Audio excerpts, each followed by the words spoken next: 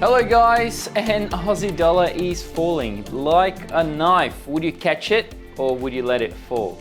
Well, that's my question for today, and that's what we're going to be looking at the webinar. So before we go any further, just make sure you are into the Telegram group. If you're not yet in there, go into the description of the video and join the Telegram group by the link on the description, okay? So then you will get access to another link that I will send it from 5 p.m. today and tomorrow as well, on Thursday, and Tuesdays, next Tuesday as well, for the webinar for the webinar link, all right? So we've seen Aussie dollar falling all the way from 63,270 now to 62,535. So pretty much 100 pip drop. It is kind of concerning what is happening with Australia at the moment for the currency, because for the general economy is doing pretty well, I would suggest, in a sense. Depending what metric would you prefer to use to say that it's doing well. We just had the release of the CPI numbers this morning. I have the CPI in front of me so I don't miss any numbers, too much numbers on my head. So the CPI over here from Q4, so basically last quarter, so December, November, October, and then December, November, October as well in 2023, compared to each other, there were a decline of 0.1%, 0.4%. So previously it was 2.8%. The consensus was expecting 2.5, so already expecting a decline, and the actual came in at to be 2.4%.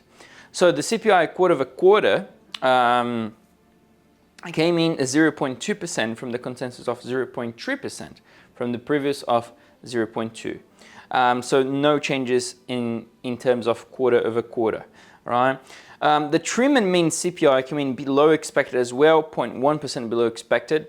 And the trim and mean CPI year over year came in as well below, and the weighted mean CPI came in below as well, 0.1% below, but still quite a few, you know, it is some good numbers.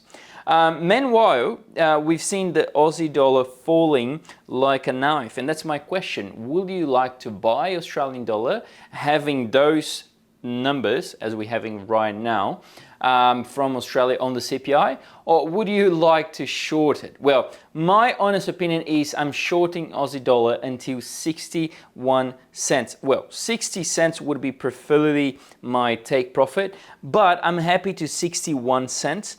Definitely looking, of course, to extend my take profit to 60 against the US dollar, okay? I saw as well that USDJPY is coming to a fall again after the Bank of Japan on last Friday did the 25 basis points hike. So now it's standing at 0.5% the rate on Japan. We saw the big fall and then the big rise and then the big fall on Monday, so 2 days ago this week, because of the China DeepSeek AI sort of thing and all of those things that I've explained already. If you haven't yet watched the video, you're losing track, okay? Because you should be watching the videos that we post every day. And I've made a recommendation of buying NVIDIA yesterday. That's what I did in my portfolio. And NVIDIA is up by 2 to 3%, if I'm not wrong, last time I looked at. So yes, good trade on there as well. And these are the types of things you're missing on the webinar.